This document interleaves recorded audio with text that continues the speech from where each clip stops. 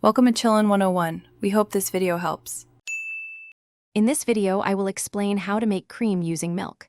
First, selecting the right milk is crucial for success. You'll want to use fresh, full-fat, unhomogenized milk. This type of milk allows the natural fat to separate and rise.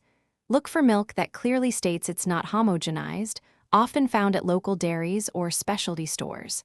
The fat content should be at least 3–5% for a good yield. Once you have your milk, pour it into a wide, shallow container, like a glass baking dish or a large jar. The wider the surface area, the better.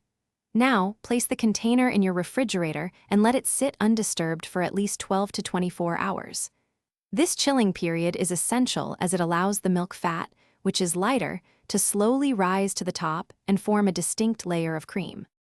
After the chilling period, you'll notice a distinct, thicker, and often yellowish layer of cream on top of the milk. This is your homemade cream. Carefully use a large, flat spoon or a small ladle to skim this layer off. Be gentle to avoid mixing it back into the milk below. Transfer the skimmed cream into a separate clean container. You'll be amazed at how simple this process is. Now that you have your beautiful homemade cream, it's time to enjoy it. Store your fresh cream in an airtight container in the refrigerator. For the best quality and taste, try to use it within 3 to 5 days. This rich, natural cream is perfect for adding to your morning coffee, enhancing your favorite desserts, or even enriching savory sauces. It's a simple way to elevate your culinary creations. Thanks for watching.